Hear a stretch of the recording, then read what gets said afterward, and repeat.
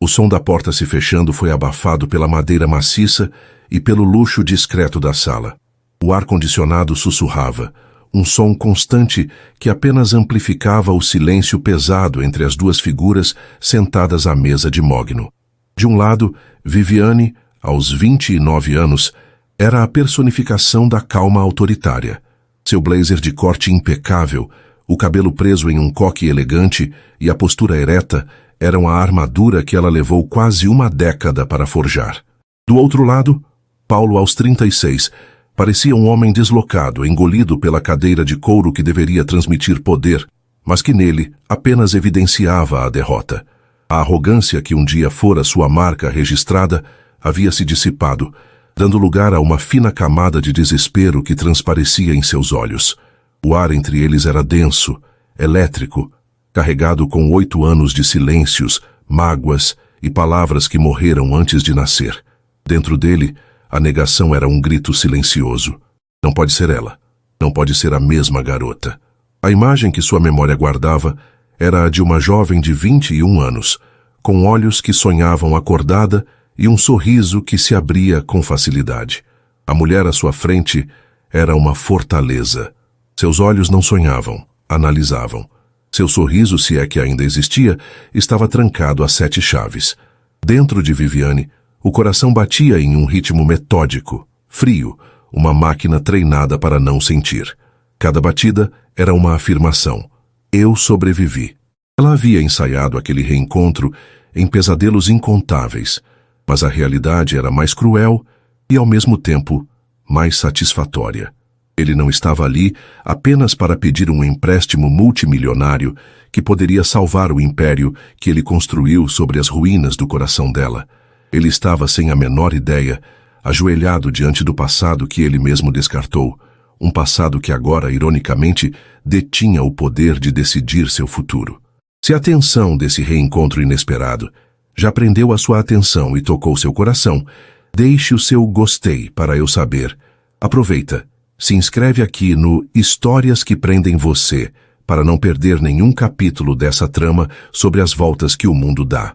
E deixe seu nome nos comentários. Quem sabe ele não aparece com uma saudação especial em uma futura história aqui do canal. Queremos compartilhar narrativas que emocionam e mostram que o destino, às vezes, nos coloca exatamente onde precisamos estar. A muralha que Paulo via à sua frente no ambiente estéril e corporativo do banco desmoronava todas as manhãs às 6:30 em ponto. No exato instante em que a porta do quarto de Lucas se abria, a gerente implacável dava lugar à mãe.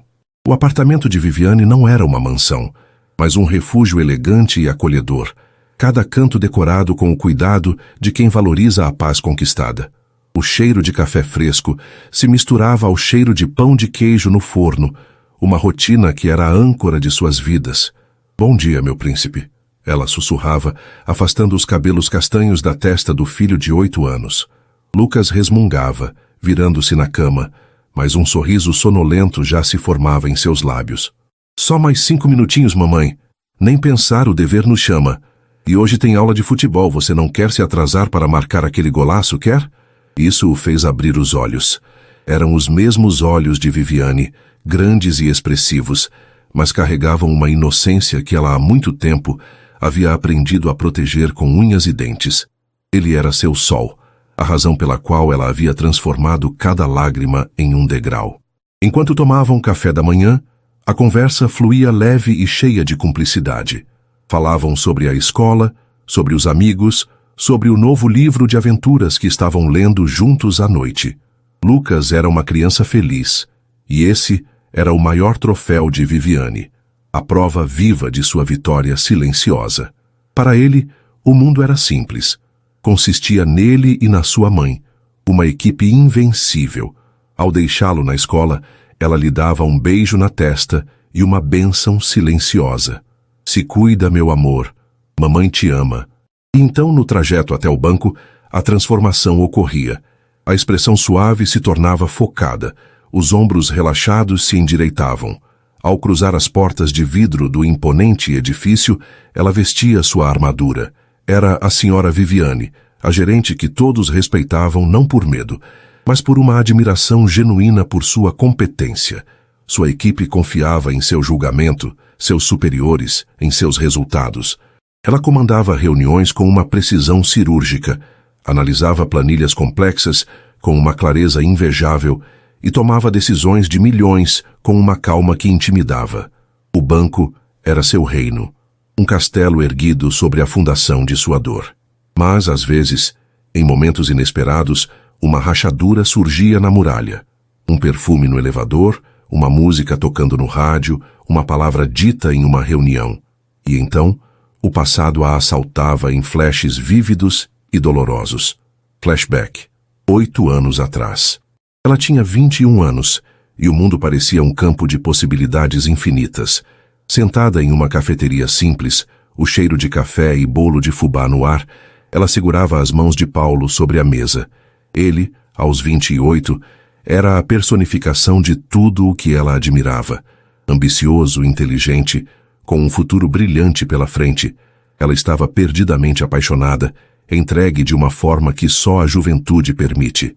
Eu preciso ser honesto com você, Vivi, ele começou, e o apelido carinhoso soou estranho, como uma palavra de um idioma esquecido.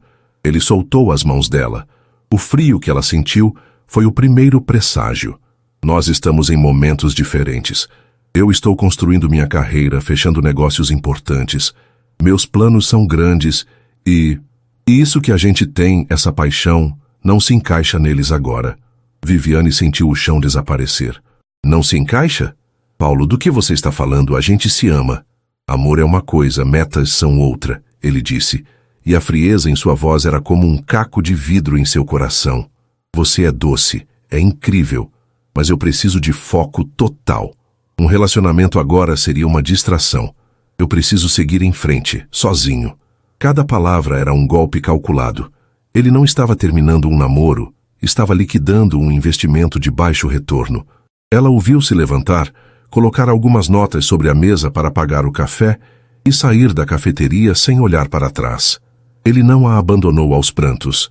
Ele a descartou como se ela fosse um rascunho de um projeto que não foi aprovado. Viviane ficou ali, paralisada, sentindo o olhar de pena dos outros clientes, o gosto amargo do café e das lágrimas se misturando em sua boca. 2 semanas depois, o segundo golpe. O enjoo matinal que ela atribuiu ao estresse. A consulta médica. As 2 listras azuis no teste de farmácia que ela fez, tremendo, no banheiro apertado de seu pequeno apartamento de estudante. Grávida. Sozinha. Sem R$1 no bolso que não fosse para o aluguel e para os livros da faculdade. O desespero foi uma onda avassaladora, ameaçando afogá-la. Ela chorou por uma noite inteira, um choro silencioso e convulsivo de quem perdeu tudo. Mas quando o sol nasceu, algo dentro dela havia mudado. A dor ainda estava lá, uma brasa ardente em seu peito, mas ao lado dela, uma nova chama se acendeu. Ela tocou a barriga ainda lisa, e um instinto feroz, primitivo, tomou conta de si. Não era mais apenas sobre ela, era sobre a vida que carregava. Naquele dia, a jovem sonhadora morreu e uma guerreira nasceu. Ela trancou a matrícula da faculdade, arrumou um segundo emprego como garçonete e começou a estudar para concursos bancários nas madrugadas, com os livros apoiados sobre a barriga crescente. Cada dificuldade era um tijolo, cada humilhação, o cimento. Ela estava construindo sua fortaleza. De volta ao presente, ao final de mais um dia exaustivo, Viviane desligou o computador. A pasta com a solicitação de empréstimo da empresa de Paulo estava sobre sua mesa. Um retângulo de papel que parecia pesar 1 tonelada. Ela não a abrira ainda. Precisava de tempo para processar o choque, para reforçar as muralhas que o rosto dele havia abalado. Ao sair do banco, a rainha tirava sua coroa, guardava sua armadura e se preparava para voltar ao único lugar onde podia ser apenas ela mesma, o lugar onde seu verdadeiro tesouro a esperava. No caminho para casa, ela parou em uma loja e comprou a bola de futebol que Lucas tanto queria. Era um gesto simples, mas para ela significava tudo. Significava que, não importava quão sombrio o passado fosse, ela havia construído um presente luminoso para seu filho. E ninguém, absolutamente ninguém, teria o poder de apagar essa luz. A segunda reunião estava marcada para as 10 da manhã de uma quarta-feira cinzenta. Para Viviane, A preparação começou na noite anterior. Depois de colocar Lucas na cama, lendo para ele até sua respiração se tornar suave e ritmada, ela não foi descansar. Em vez disso, sentou-se na mesa de jantar, o brilho da tela do tablet iluminando seu rosto concentrado. Ali, ela não era mãe, era uma general preparando-se para a batalha. Analisou cada linha do balanço da empresa de Paulo, não como uma gerente de banco, mas como uma arqueóloga, escavando as ruínas de seu próprio passado. Cada número, cada projeção otimista demais, cada dívida escondida em uma nota de rodapé, era uma confirmação. Ele era o mesmo homem, ambicioso, imprudente, acostumado a construir castelos sobre fundações instáveis. E ela, que um dia fora uma dessas fundações descartadas, agora era a geóloga que determinaria se o solo dele era seguro. Antes de dormir exausta, ela abriu a galeria de fotos do celular e parou na imagem de Lucas sorrindo, banguelo, em seu primeiro dia na escola. É por você, ela pensou, um mantra silencioso que aplacava a tempestade em seu peito. Tudo é por você. Na manhã seguinte, ela chegou ao banco 1 hora mais cedo. Escolheu a roupa com o cuidado de um soldado vestindo sua armadura. Um vestido tubinho azul marinho, sóbrio e impecável, que não deixava espaço para vulnerabilidades. O cabelo preso no coque habitual, a maquiagem discreta, mas precisa. Quando Paulo foi anunciado, ela respirou fundo uma última vez e apertou um botão sob sua mesa, ajustando a temperatura do ar-condicionado para 1 ou 2 graus mais frio. Era um truque sutil, mas eficaz para manter qualquer visitante em leve desconforto, em desvantagem. Ele entrou e a mudança nele era palpável. Se da primeira vez havia choque, agora havia uma ansiedade contida. Seus ombros estavam tensos sob o terno caro, e havia olheiras quase imperceptíveis sob seus olhos. Ele tentou sorrir, mas o gesto não alcançou o olhar. Bom dia, senhora Viviane. A formalidade soava forçada, um traje que não lhe servia bem. Bom dia, senhor Paulo, ela respondeu, a voz perfeitamente calibrada, nítida e sem qualquer inflexão. Apontou para a cadeira com um gesto contido. Sente-se, por favor. Temos muito o que discutir. Ela não perdeu tempo com amenidades. Abriu a pasta sobre a mesa, e o som do papel deslizando pareceu um trovão no silêncio estudado. Analisei o balanço patrimonial e o fluxo de caixa que sua equipe me enviou. Para ser franca, estou surpresa que tenham submetido um documento com tantas inconsistências. A palavra pairou no ar, um eufemismo para algo que poderia ser interpretado como maquiagem de resultados ou simples incompetência. Paulo se endireitou na cadeira, o orgulho ferido. Inconsistências? Meus contadores são os melhores do mercado. Pode ser, replicou Viviane, deslizando o dedo sobre uma linha específica. Mas aqui, por exemplo, a projeção de receita para o próximo trimestre se baseia em um contrato internacional que, segundo minha apuração, ainda não foi assinado. É uma expectativa, não um ativo. O banco não pode basear uma análise de risco em otimismo. Ela continuou, metódica, implacável.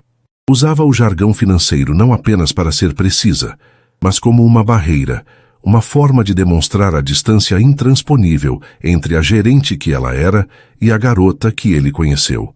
Falou sobre o perigo da alta alavancagem financeira da empresa dele, sobre a necessidade de apresentar garantias reais que fossem além dos imóveis já hipotecados em outros empréstimos.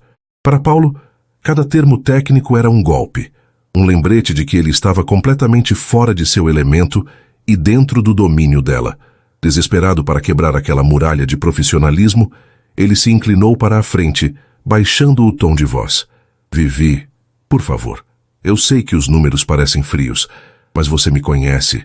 Sabe que eu sou capaz de virar o jogo. Nós sempre fomos bons com planos, com o futuro.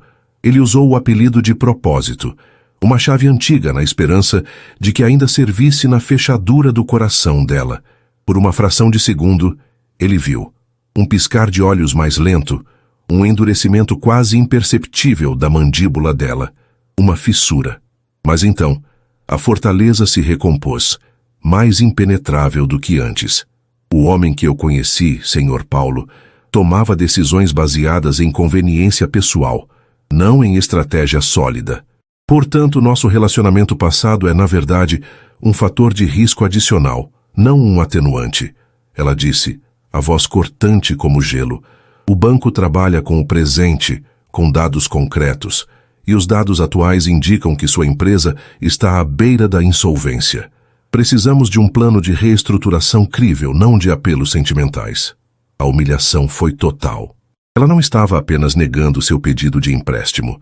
Estava desconstruindo a imagem que ele tinha de si mesmo, o mito do empresário infalível que ele vendeu ao mundo por anos.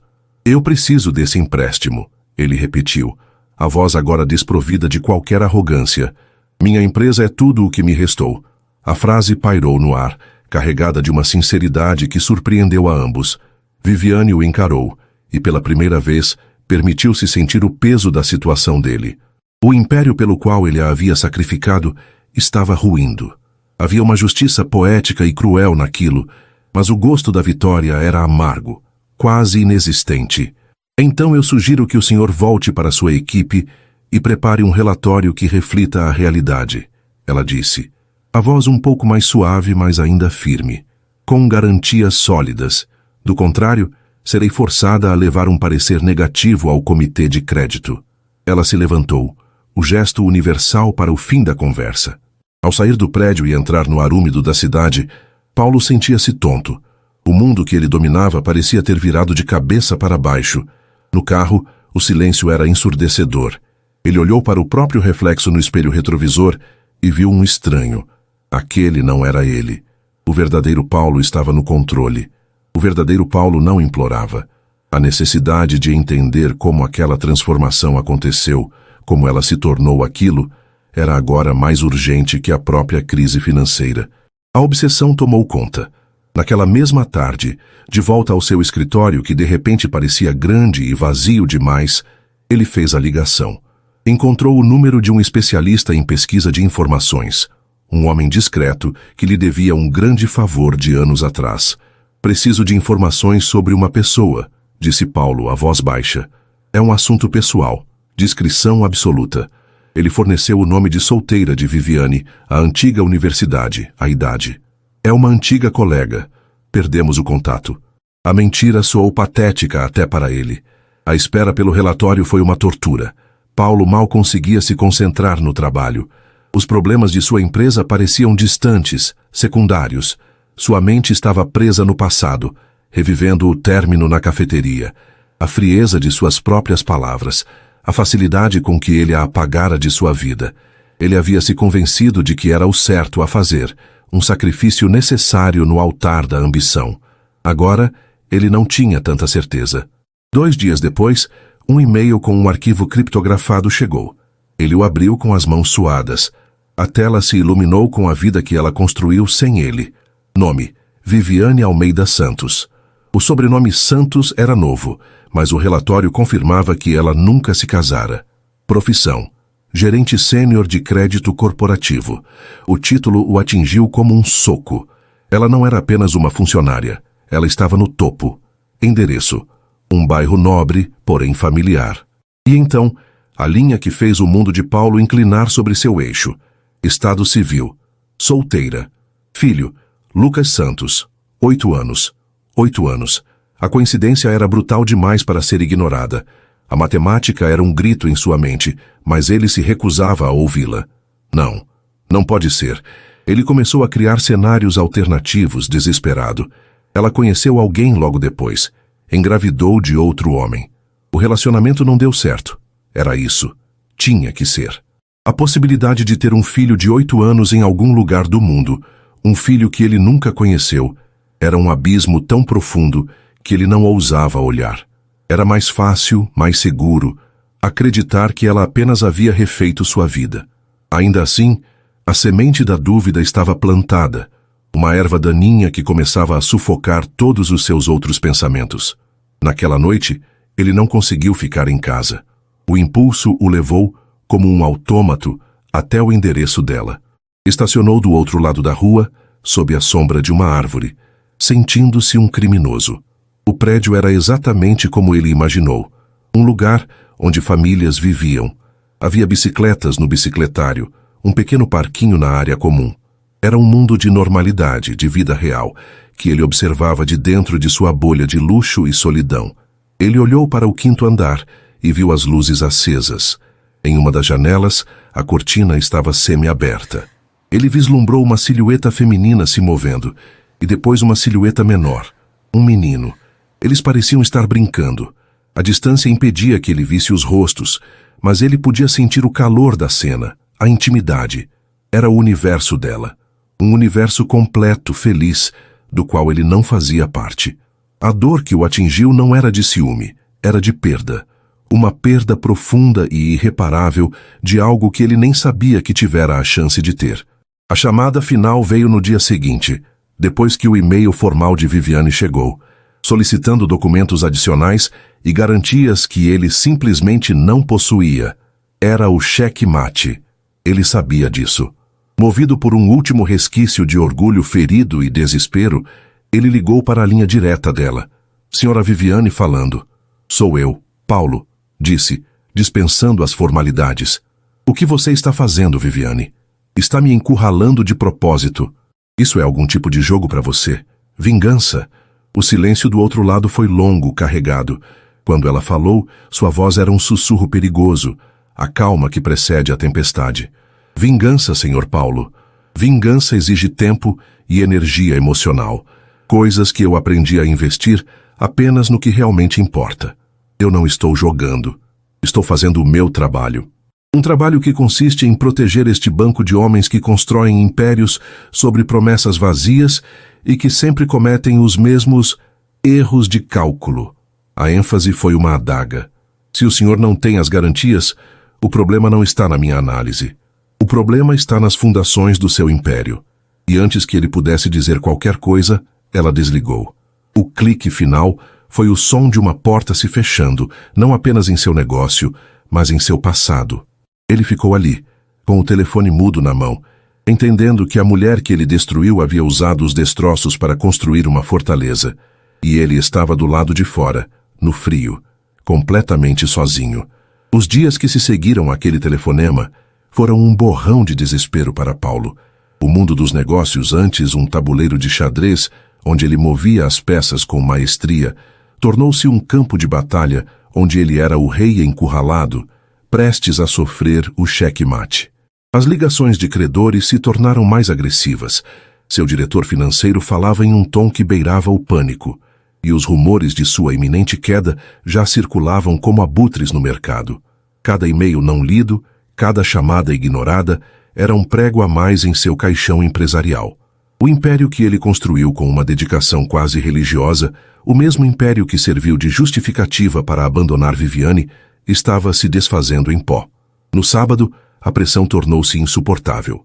As paredes de seu apartamento de luxo, antes um símbolo de vitória, agora pareciam se fechar sobre ele, sufocando-o com o silêncio de sua solidão. Ele precisava de ar. Pegou as chaves do carro sem rumo, dirigindo pela cidade sem um destino em mente. Um homem à deriva em seu próprio naufrágio.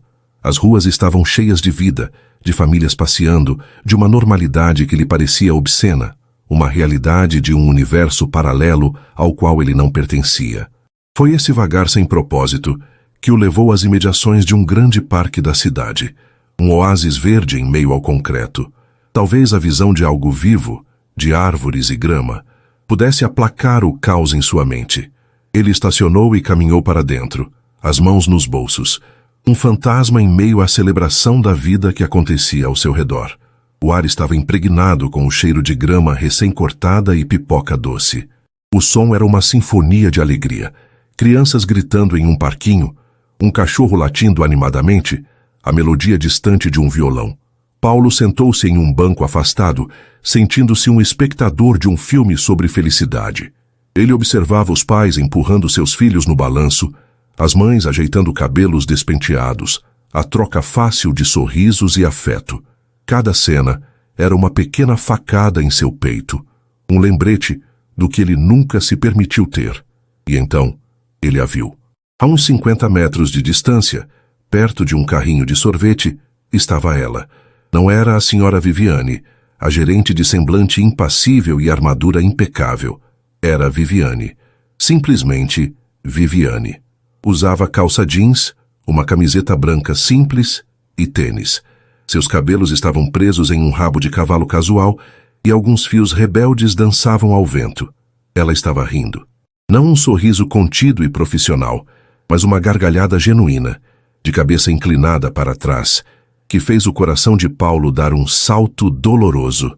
Ele não ouvia aquele som há 8 anos, mas sua alma o reconheceu instantaneamente. Ao lado dela, segurando um sorvete de chocolate que já começava a sujar seu rosto, estava um menino, um garoto de cabelos castanhos, magro, com pernas cheias de energia que não paravam quietas. Paulo sentiu o ar ficar preso em seus pulmões. Ele permaneceu imóvel, escondido pela sombra de uma grande figueira, o coração martelando contra as costelas. Era ele, o filho do relatório, Lucas, 8 anos. Ele observou, hipnotizado. Viu Viviane se ajoelhar na frente do menino, pegando um guardanapo e limpando o chocolate do canto de sua boca com uma ternura infinita. O garoto fez uma careta engraçada, e ela riu de novo, dando um beijo estalado em sua bochecha. Então, os dois começaram a caminhar pela grama, o menino correndo na frente, chutando uma bola imaginária e voltando para pegar na mão dela, contando algo com a empolgação que só a infância possui. Paulo era um espectador de sua própria vida perdida. Ele via a cumplicidade no olhar deles, a linguagem secreta de uma mãe e seu filho, um universo fechado e autossuficiente. A dor em seu peito era uma mistura complexa de arrependimento, inveja e uma saudade lancinante de algo que ele nunca teve. Ele se convenceu por mais um instante de que aquele era o fruto de um amor que ela encontrou depois dele. A ideia era amarga, mas ainda era um escudo contra a verdade que se avizinhava. O menino, em sua corrida animada, tropeçou. Não foi uma queda feia, mas um tropeço desajeitado que o levou ao chão, mas foi o suficiente para ralar o joelho. Paulo viu o pequeno rosto se contorcer, preparando-se para o choro. Em um instinto que ele não conseguiu controlar, seu corpo se tensionou, dando um passo à frente antes de se forçar a parar. Viviane correu até o filho, o riso em seu rosto substituído por uma máscara de preocupação amorosa. "Oh, meu amor, você se machucou?" Ela o abraçou, verificando o joelho arranhado. O menino, com os olhos marejados, fez uma cara de bravo para disfarçar a dor. "Não foi nada, mamãe. Eu sou forte", ele disse, a voz um pouco trêmula. E então, para provar seu ponto, ele olhou na direção geral de onde Paulo estava e abriu um sorriso largo, corajoso, que tentava dizer, "Está tudo bem." Naquele instante, o mundo de Paulo parou de girar.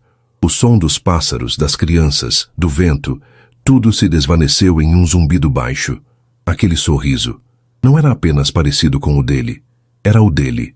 O mesmo jeito torto de levantar o canto direito da boca, a mesma forma como seus olhos se apertavam. Era o sorriso que ele via em todas as suas fotos de infância, o sorriso que sua mãe costumava chamar de sua marca registrada. O ar. Ele não conseguia respirar. A matemática que sua mente se recusara a fazer agora se resolvia com a brutalidade de uma equação final. 8 anos. Ele a deixara há 8 anos e 9 meses. O menino tinha 8 anos. Não era uma coincidência.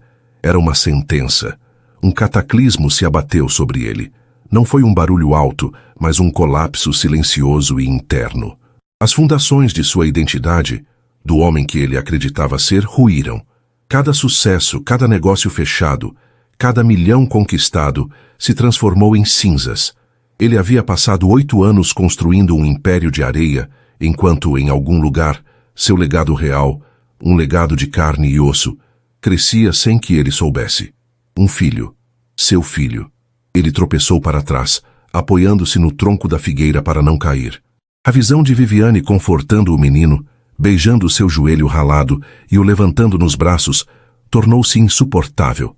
Ele se virou e caminhou, quase correu, de volta para o carro, o coração uma bigorna em seu peito. Ele não confrontou ninguém. Como poderia? Aquele homem destruído que cambaleava para longe do parque não tinha direito a nada, muito menos a uma confrontação. Paulo não dormiu naquela noite, nem na seguinte. A imagem do sorriso de Lucas estava gravada a fogo em sua mente. Ele passou as horas revendo sua vida, cada escolha, cada sacrifício. E pela primeira vez, ele viu a verdade nua e crua. Ele não havia sacrificado o amor pela ambição. Ele havia sacrificado a própria vida por uma miragem. Na segunda-feira, ele não foi para sua empresa. Ele tinha uma única e terrível missão. Esperou do outro lado da rua do prédio do banco, observando os funcionários entrarem, até que o viu. O carro dela. Ele a observou estacionar e sair, já vestida com sua armadura de gerente, a pasta na mão, o rosto sereno e focado. A mulher que ele vira no parque e a mulher que caminhava em direção ao banco pareciam duas pessoas diferentes, e ele era o responsável por essa fratura. Ele esperou o dia todo. O sol subiu e desceu no céu. Ele não comeu, não bebeu. Apenas esperou. Quando as luzes do fim da tarde começaram a dourar os arranha-céus, ele a viu sair. Ela caminhava com a mesma postura decidida, mas ele podia ver o cansaço em seus ombros. Ele saiu do carro e a interceptou na calçada, antes que ela chegasse ao seu estacionamento. Ela parou abruptamente, surpresa. Sua primeira reação foi de irritação, a máscara profissional caindo no lugar. Senhor Paulo, o que significa isso? Se o senhor tem algo a tratar, que seja dentro do banco e em horário comercial. Mas a expressão dela vacilou quando ela realmente olhou para ele. O homem à sua frente não era o empresário arrogante, nem o cliente desesperado. Era um homem devastado. Seus olhos estavam vermelhos, seu rosto pálido, a barba por fazer. Ele ignorou as palavras dela. Sua voz saiu rouca, um sussurro que mal conseguiu atravessar o barulho da rua. O parque, no sábado. Eu vi vocês. O corpo de Viviane enrijeceu. A cor pareceu drenar de seu rosto e a pasta que ela segurava escorregou um pouco em sua mão. Ela o encarou, os olhos escuros se tornando duas pedras de gelo. Paulo deu um passo à frente, a alma exposta em seu olhar. O menino, Lucas. Ele engoliu em seco, a palavra filho presa em sua garganta. Ele é meu, não é, Viviane? A pergunta não era uma acusação, era um apelo. Um pedido de confirmação do crime que ele sabia ter cometido, da vida que ele sabia ter perdido. Ele estava, de certa forma, implorando para que ela mentisse, para que o poupasse daquela verdade aniquiladora. Viviane permaneceu em silêncio por um momento que pareceu uma eternidade. O mundo ao redor deles continuava, carros passando, pessoas conversando, mas eles estavam presos em sua própria bolha de tempo, suspensos sobre o abismo de 8 anos. Quando ela finalmente falou, sua voz não era alta nem histérica. Era uma lâmina de calma cortante. Sim, a palavra pequena e simples o atingiu com a força de um soco no estômago. Ele se curvou ligeiramente, como se tivesse levado um golpe físico. Mas ela não havia terminado. Ela o olhou nos olhos, e pela primeira vez ele viu não apenas a dor, mas a força incomensurável que nascera daquela dor. Ele se chama Lucas, e ele não é seu. Ele é meu filho. Cada palavra era dita com uma precisão devastadora. Ele é filho de cada noite que eu passei em claro, estudando com ele na barriga. Ele é filho de cada refeição que eu deixei de fazer para comprar suas fraldas. Ele é filho de cada lágrima que eu engoli para que ele só visse sorrisos. Você. Ela fez uma pausa. O desprezo sutil em sua voz era mais doloroso que qualquer grito. Perdeu o direito de se chamar de pai dele há 8 anos na mesa daquela cafeteria. Ela não esperou por uma resposta. Apenas se virou, ajeitou a pasta na mão e continuou seu caminho em direção ao estacionamento, a postura ereta, deixando-o para trás na calçada, sozinho com os destroços de sua vida. O império, o dinheiro, o empréstimo, tudo se tornou um ruído insignificante, poeira ao vento. A única coisa real era o buraco em sua alma, um buraco que tinha o nome e o sorriso de um menino de 8 anos que ele nunca conheceu. O mundo de Paulo, que antes girava em torno de cotações da bolsa, contratos e margens de lucro, havia encolhido a um único ponto de foco, o sorriso de um menino de 8 anos em um parque. A ruína de seu império financeiro, que dias antes era o epicentro de seu desespero, agora se tornara um ruído de fundo, uma consequência sem importância de uma vida mal vivida. Ele se trancou em seu apartamento por 3 dias. Ignorou as dezenas de chamadas de seus gerentes, advogados e do banco. A falência parecia uma abstração distante. A realidade era a imagem de Viviane, com sua calma cortante, dizendo: "Ele é meu filho." A frase ecoava em sua mente, não como uma acusação, mas como uma verdade fundamental que redefinia todo o seu universo. Ele passava as horas em um torpor de arrependimento, revivendo cada memória, cada escolha. E em meio à névoa da culpa, uma ideia começou a se formar. Era uma ideia nascida da única lógica que ele conhecia, a lógica do homem de negócios que resolve problemas com recursos. O problema era sua ausência. A solução, em sua mente distorcida pela culpa, era prover. Prover em excesso. Compensar 8 anos de vácuo com uma avalanche de segurança material. Ele via isso não como uma compra, mas como uma forma de penitência, o único idioma de responsabilidade que ele era fluente. Com uma nova e equivocada determinação, ele finalmente atendeu o telefone. Mas não foi para seu diretor financeiro. Foi para seu advogado pessoal, um homem acostumado a estruturar fusões e aquisições, não a remendar corações partidos. As instruções de Paulo foram precisas e grandiosas.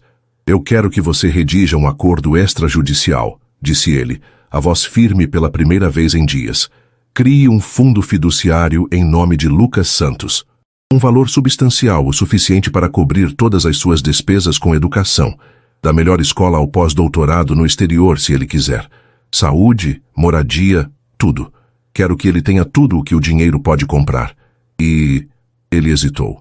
"Inclua uma pensão vitalícia para a mãe, Viviane Santos. Chame de compensação por danos, se precisar de um termo legal. Deixe claro que é irrevogável e incondicional." Ele acreditava, com uma sinceridade trágica, que aquele era o gesto de um homem honrado.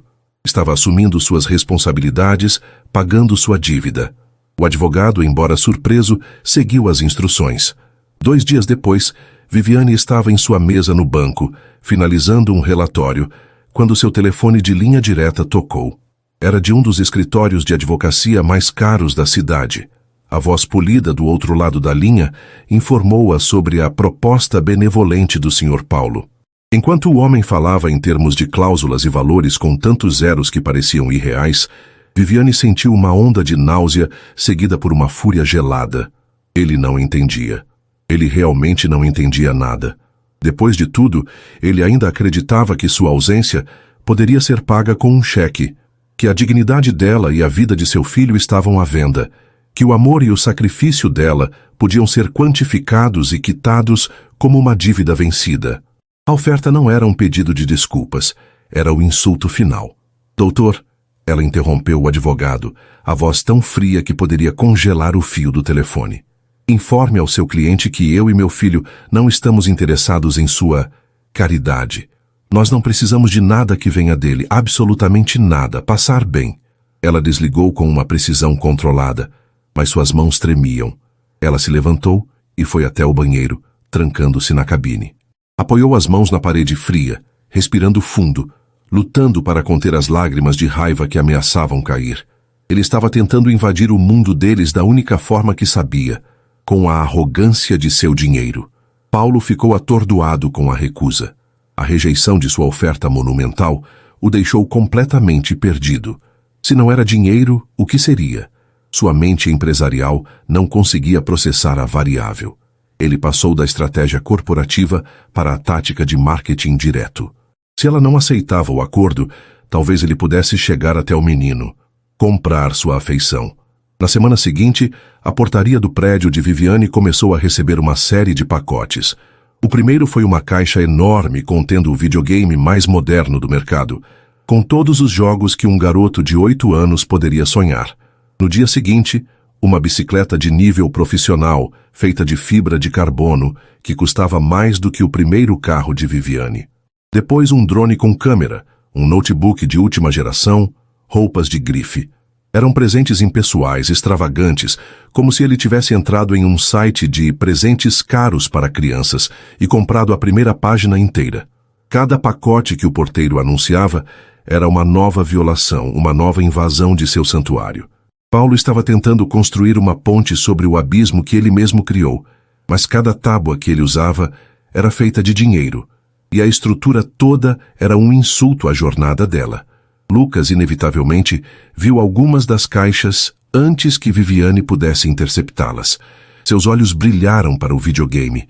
Uau, mamãe, quem mandou isso? Ver a confusão e o desejo no rosto do filho foi a gota d'água para Viviane. Ela se ajoelhou na frente dele, segurando suas mãozinhas. Meu amor, lembra que a gente não aceita coisas de estranhos? Mas quem é ele?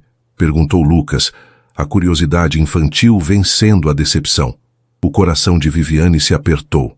É, uma pessoa do passado da mamãe. Uma pessoa que não nos conhece de verdade. E nós não precisamos dessas coisas para sermos felizes, não é?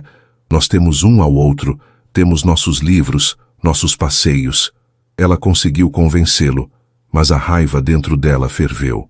Naquela mesma tarde, ela contratou um serviço de courier e mandou cada um dos presentes de volta para o endereço comercial de Paulo. Dentro da primeira caixa, ela colocou um bilhete, escrito em sua caligrafia firme. Nele, apenas 3 palavras. O amor dele não está à venda. Quando as caixas retornaram ao seu escritório, empilhadas como monumentos de seu fracasso, Paulo finalmente entendeu que suas ferramentas habituais eram inúteis. O poder, a influência, o dinheiro, nada daquilo funcionava com ela. Ele estava falido não apenas financeiramente, mas moralmente. Despojado de todas as suas armas, restava-lhe apenas uma última opção: a vulnerabilidade. Ele precisava enfrentá-la, não como um empresário ou um benfeitor, mas como o homem quebrado que ele era. Ele a esperou no final do dia, em uma pequena praça arborizada que ficava entre o prédio do banco e o estacionamento dela. Um lugar de passagem, um limbo entre o reino profissional dela e o santuário de sua casa. Quando ela o viu, seu rosto se fechou em uma máscara de exaustão e desprezo. Ela tentou desviar, mas ele se postou em seu caminho. Viviane, por favor, ele implorou a voz rouca. Não havia mais arrogância, apenas uma derrota profunda em seus olhos. Só me escuta. 1 minuto. Eu não sei o que fazer. Eu errei. Eu sei que errei com o dinheiro, com os presentes. Eu só quero uma chance. Me deixa participar, me deixa tentar ser pai. A palavra, aquela palavra, pai, foi a faísca que incendiou o pavio de 8 anos de dor reprimida. Viviane parou. O cansaço em seu rosto foi substituído por uma expressão de incredulidade que lentamente se transformou em uma fúria justa e avassaladora. Ela deu uma risada curta, sem humor, um som que cortou o ar da tarde. Pai!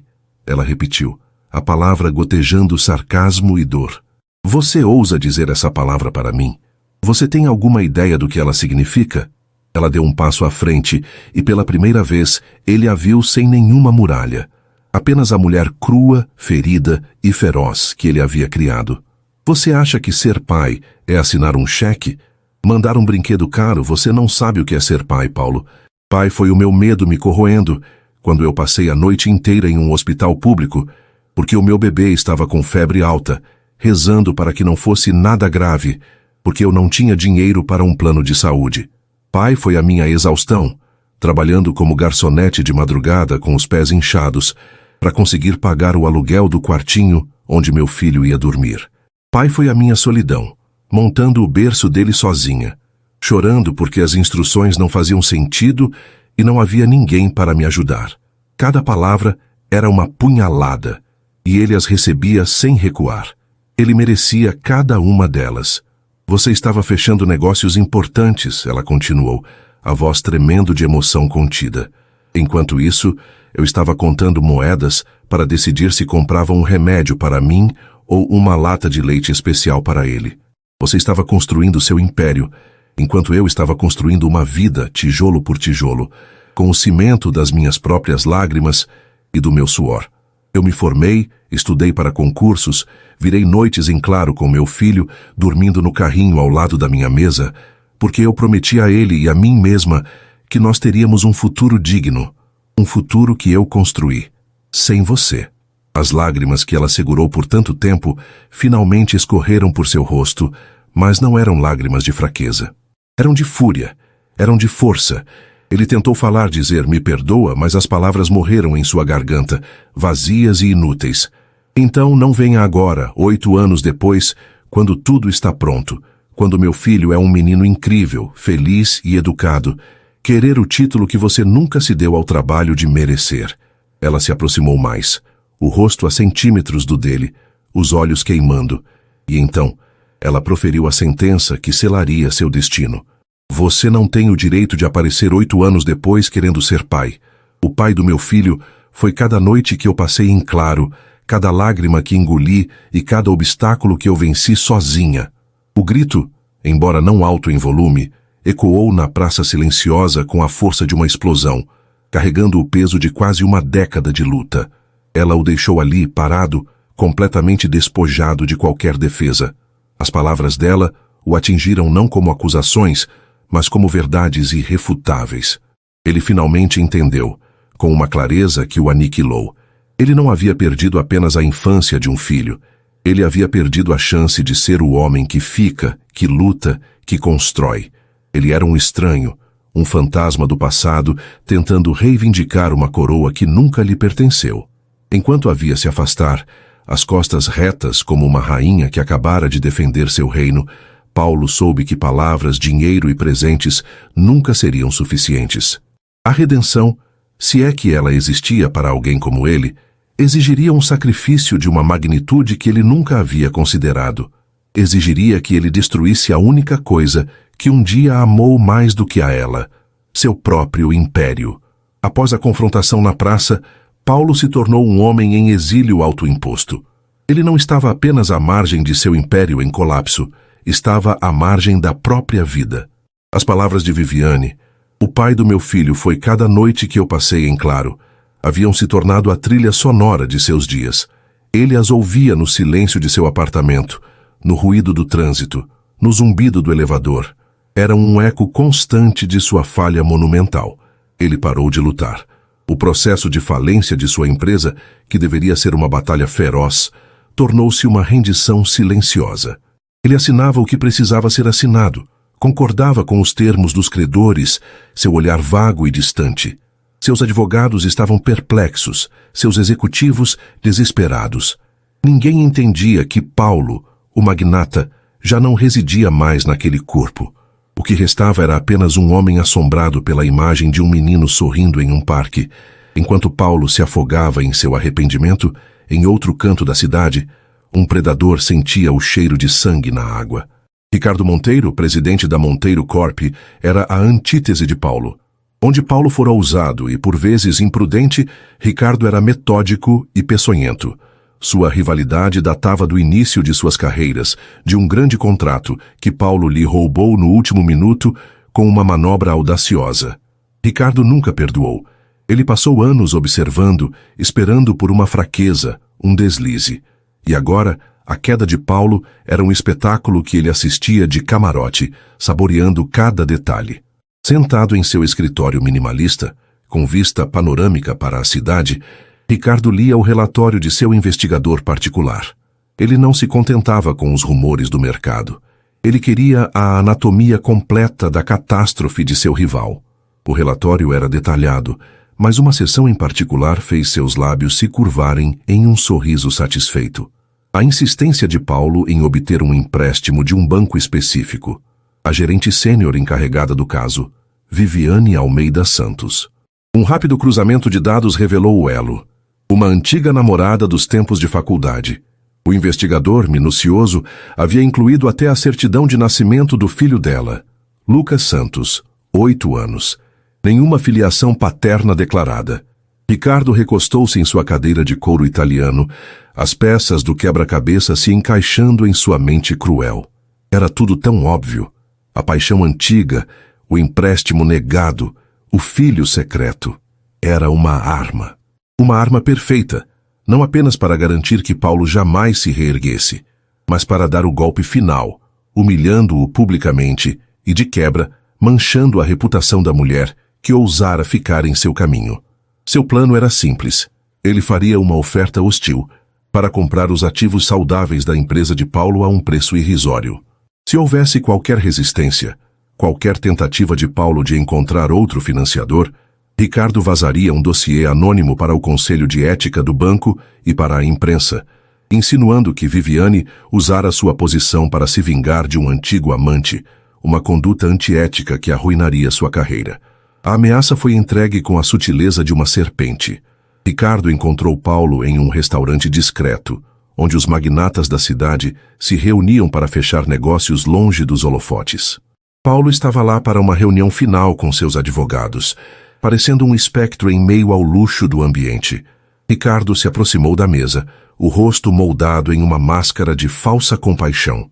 "Paulo, meu caro, que situação terrível", disse ele, o tom aveludado. "Eu sinto muito. Tanto que, veja só, estou preparando uma oferta para ajudar a salvar o que for possível de sua empresa, para minimizar os danos." Paulo o encarou, os olhos vazios. "Não preciso da sua ajuda, Ricardo." "Talvez não. Mas talvez outras pessoas precisem", continuou Ricardo, inclinando-se um pouco, a voz baixando para um sussurro conspiratório. "Fiquei sabendo da sua dificuldade no banco e da sua conexão pessoal com a gerente, a senhora Santos. Uma mulher impressionante, pelo que ouvi. E mãe solteira, não é? Seria uma tragédia se um escândalo, mesmo que infundado, prejudicasse uma carreira tão promissora. O mercado financeiro é tão sensível a aparências, você sabe. Um simples boato sobre conflito de interesses pode destruir uma vida." Ele se endireitou, dando uma palmadinha no ombro de Paulo. "Pense na minha oferta, é a solução mais limpa, para todos os envolvidos." Ricardo se afastou, deixando Paulo paralisado na cadeira. O sangue em suas veias pareceu ter virado gelo. A ameaça não era contra ele. Ele já estava acabado. Não tinha mais nada a perder. A ameaça era contra ela. A sutileza venenosa das palavras de Ricardo revelou um abismo de perigo que ele não havia previsto. Sua reaparição na vida de Viviane não havia apenas lhe causado dor emocional. Agora, ameaçava ativamente destruir o mundo estável e seguro que ela levou 8 anos para construir. A carreira dela, sua reputação, a fonte de sustento de seu filho, tudo estava em risco. Por causa dele. Naquela noite, a apatia de Paulo se estilhaçou, substituída por uma fúria protetora que ele nunca soube que possuía. Ele andava de um lado para o outro em seu apartamento, a mente antes turva, agora trabalhando com uma clareza febril. Ele pensou em lutar, em expor Ricardo, mas sabia como aquele jogo funcionava. Seria sua palavra contra a dele. A imprensa se deleitaria com o escândalo. O nome de Viviane seria arrastado na lama, sua vida pessoal dissecada. Mesmo que fosse inocentada no final, a mancha permaneceria. Ele não podia permitir isso.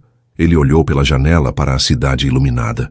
Tantas luzes, tantos prédios, símbolos de poder e ambição. A mesma ambição que o levara a abandonar Viviane. E agora, o universo lhe apresentava a conta, em uma simetria terrível. Para salvá-la, ele teria que sacrificar o último resquício do que um dia fora. Sua empresa, seu nome, seu legado.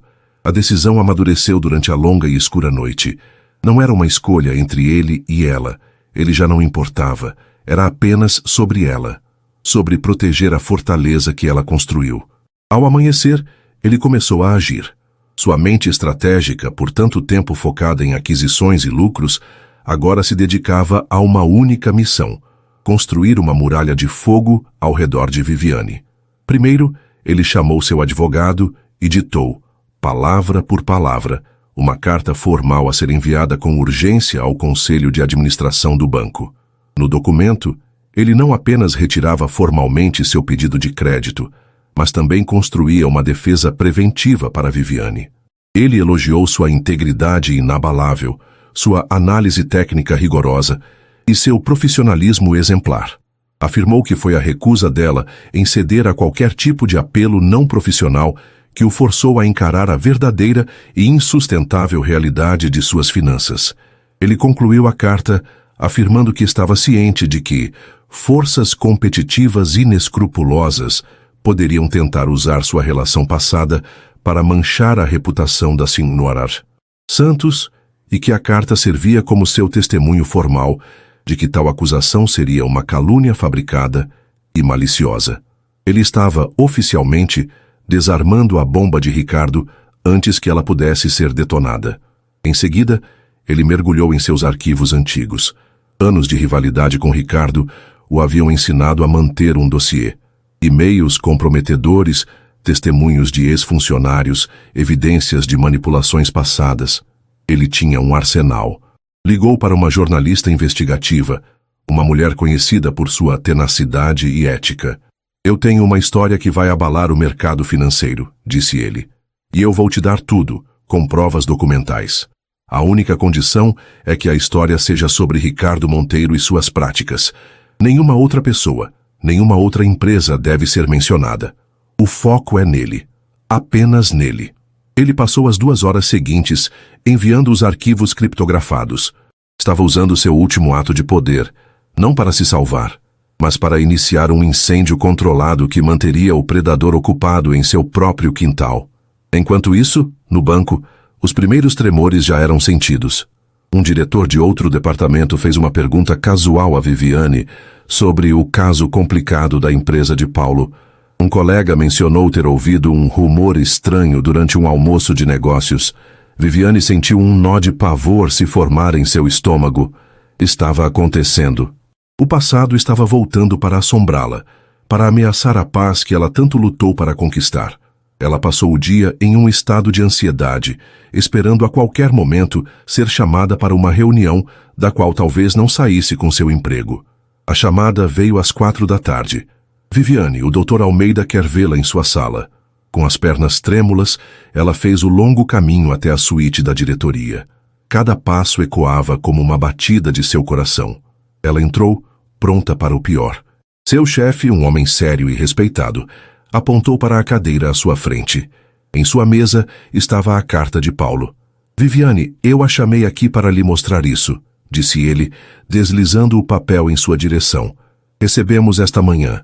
O Sr. Paulo não só retirou seu pedido, como fez questão de formalizar sua admiração por sua conduta. Ele nos alertou sobre a possibilidade de ataques à sua reputação. Devo dizer que em 30 anos neste mercado, raramente vi um gesto de tamanha integridade vindo de alguém em uma posição tão desesperada. Viviane leu a carta, as palavras de Paulo preenchendo sua visão. Conduta irretocável, profissionalismo exemplar, integridade inabalável. Não era a voz dele, mas era a ação dele. Um escudo, um sacrifício. Ela ergueu os olhos para o chefe, atordoada, incapaz de falar. Seja lá o que estiver acontecendo lá fora, Viviane, quero que saiba que este banco confia em você. Seu trabalho aqui está seguro, concluiu ele. Ela saiu da sala em transe. O alívio era tão avassalador que quase a deixou tonta, mas a confusão era ainda maior. Ao chegar à sua mesa, seu celular vibrou com uma notificação de um portal de notícias financeiras. A manchete explodiu em sua tela. Escândalo Monteiro Corp acusada de chantagem e manipulação de mercado. Fontes vazam documentos comprometedores. E então, tudo fez sentido. O ataque de Ricardo, a defesa de Paulo, a carta, a notícia. Não foram eventos separados. Foram os movimentos de uma única e complexa jogada de xadrez. Paulo havia derrubado seu próprio rei para proteger a rainha dela. Ele havia sacrificado seu legado, sua empresa, a última coisa que lhe restava no mundo, para garantir que o mundo dela permanecesse intacto. Naquele momento, sentada em sua cadeira, no coração do reino que ela construiu, a última muralha de gelo dentro de Viviane se desfez. As lágrimas que vieram não eram de raiva, nem de dor, nem de alívio. Eram de uma emoção para a qual ela não tinha nome. Uma mistura de choque, assombro e uma profunda e inegável gratidão pelo homem que, em sua ruína final, havia finalmente se tornado digno de redenção. A revelação do sacrifício de Paulo não foi uma onda que quebrou sobre Viviane. Foi uma maré que subiu lentamente, dissolvendo as fundações de raiva e ressentimento que ela havia solidificado ao longo de 8 anos. Nos dias que se seguiram, ela se pegava revivendo aquele momento de clareza em seu escritório. A carta dele em suas mãos, a manchete na tela do computador. O homem que ela havia construído em sua mente, o empresário frio, egoísta, que a descartara como um item em uma planilha, não era o mesmo homem que havia orquestrado aquela defesa complexa e abnegada. Ele havia se aniquilado no mundo que mais valorizava, para preservar o mundo dela. Essa dissonância a consumia.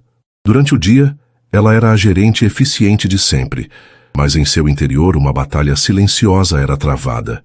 O ódio que fora seu combustível por tanto tempo, a raiva justa que a impulsionou a vencer, agora parecia um fardo pesado e sem propósito. Olhar para Lucas, para seu sorriso fácil e seus olhos cheios de vida, já não era apenas um lembrete de sua própria força, mas também um lembrete de uma complexidade que ela não podia mais ignorar. Paulo, em seu ato final de poder, não havia apenas salvado a carreira dela. Ele havia se apresentado pela primeira vez como alguém capaz de um sacrifício paternal. A decisão de procurá-lo não foi impulsiva. Amadureceu ao longo de uma semana de profunda introspecção. Ela percebeu que o muro que construíra ao redor de si e de seu filho, antes uma fortaleza necessária, agora corria o risco de se tornar uma prisão, isolando-os de uma verdade que, por mais dolorosa que fosse, agora exigia ser olhada de frente. A iniciativa não era por ele, ela disse a si mesma, era por Lucas, e talvez uma pequena parte admitiu, era por ela também, para fechar o círculo, para entender o homem que ressurgiu das cinzas de suas piores memórias. Encontrar o novo endereço dele exigiu algum esforço. Ele não estava mais na cobertura com vista para a cidade. O porteiro de um flat simples e discreto em um bairro de classe média a anunciou. Quando a porta do pequeno apartamento se abriu, ela viu um homem que era apenas uma silhueta do magnata que ela conhecera. Paulo estava mais magro, vestido com uma camiseta simples e calça jeans.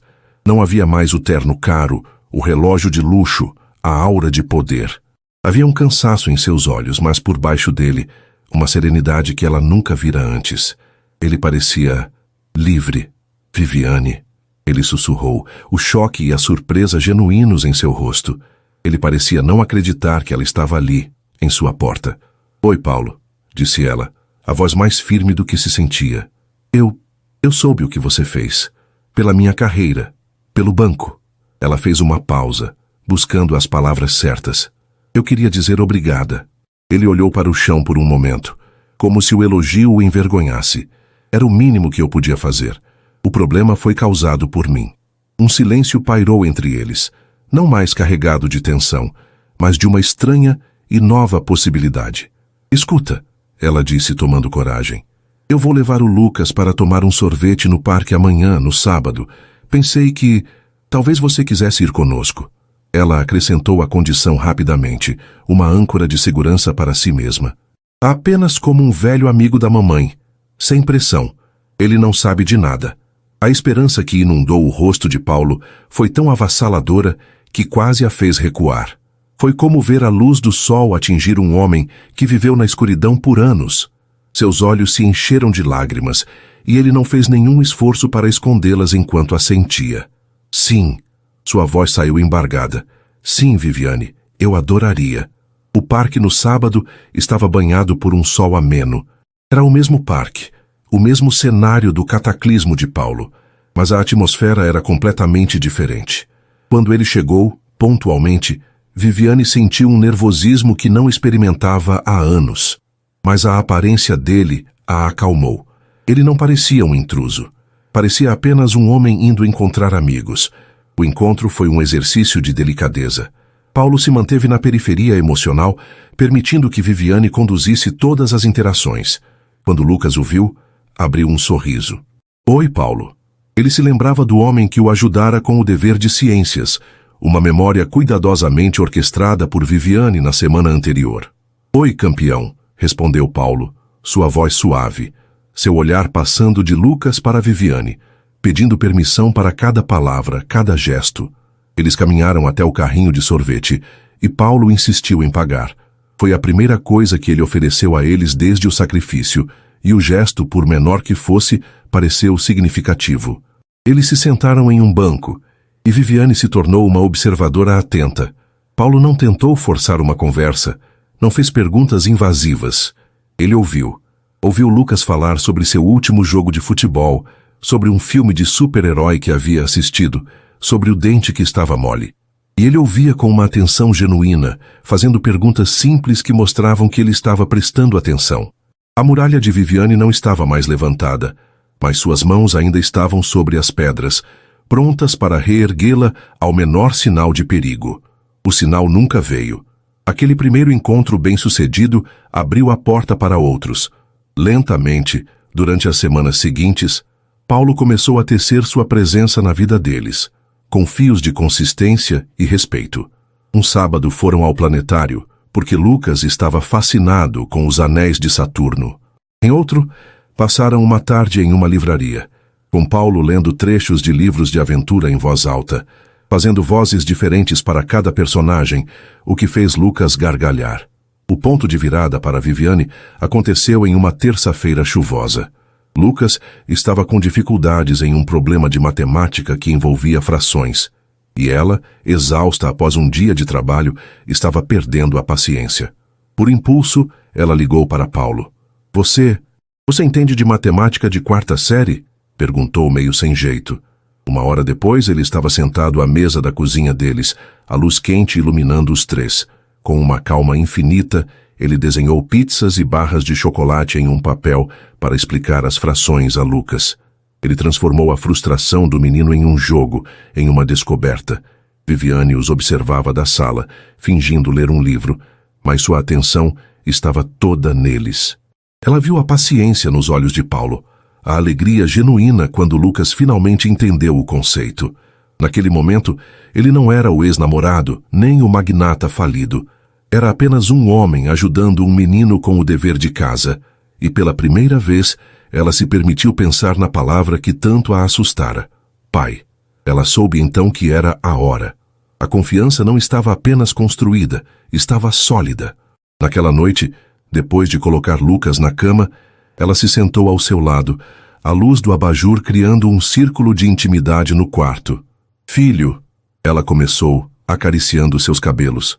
Lembra que a mamãe te disse que às vezes as histórias têm capítulos que a gente só entende depois? Eu preciso te contar um capítulo importante da nossa. Com a voz mais serena que conseguiu encontrar, ela contou a ele uma versão simples e honesta de sua história. Falou sobre um amor jovem, sobre caminhos que se separaram e sobre a maior alegria de sua vida, que era ele. O Paulo que você conheceu. Ele era aquele jovem da minha história, disse ela, segurando a mão do filho. Quando nós nos separamos, há muito tempo, ele não sabia que você existia. Ele só descobriu isso há pouco tempo. Por isso ele quer tanto passar um tempo com a gente, porque ele descobriu que tem o filho mais incrível do mundo. Ela fez uma pausa, olhando nos olhos dele. Ele é seu pai biológico, meu amor. Lucas ficou em silêncio por um longo tempo, absorvendo a informação. Seus olhos não demonstravam medo ou raiva, apenas uma profunda e infantil seriedade. É por isso que ele tem o mesmo sorriso torto que eu vejo nas suas fotos antigas? Perguntou ele. Viviane sorriu em meio às lágrimas que começavam a brotar. Sim, meu amor. É por isso.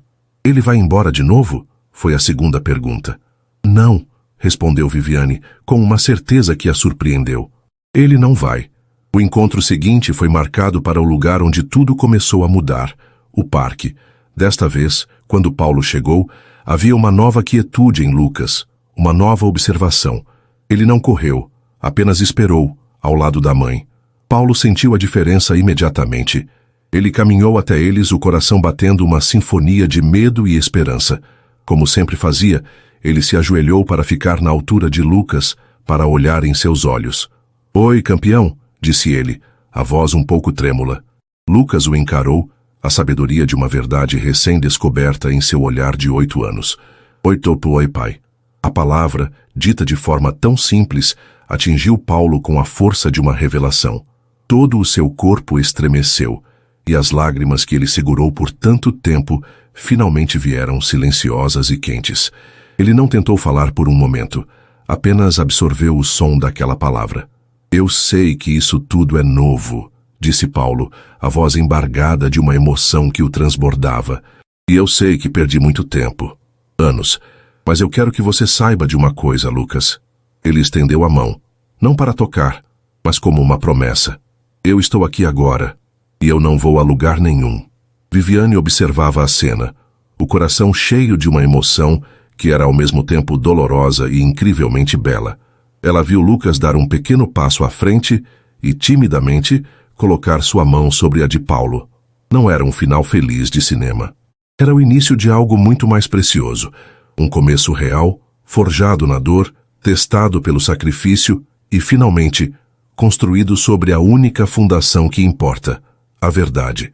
O sol se punha no horizonte, pintando o céu com cores de promessa, e pela primeira vez em muito tempo, Viviane se permitiu acreditar nelas. E com a promessa de um novo começo, termina mais uma história aqui no nosso canal. E aí, o que você achou? Se a jornada de superação da Viviane e a busca por redenção do Paulo te emocionaram, e se você acredita que o perdão, quando conquistado, pode reconstruir laços, então não se esqueça. Inscreva-se agora no Histórias que Prendem Você e ative o sininho para receber todas as notificações. Seu like também ajuda muito o canal a crescer. Muito obrigado pela companhia e te espero na próxima história.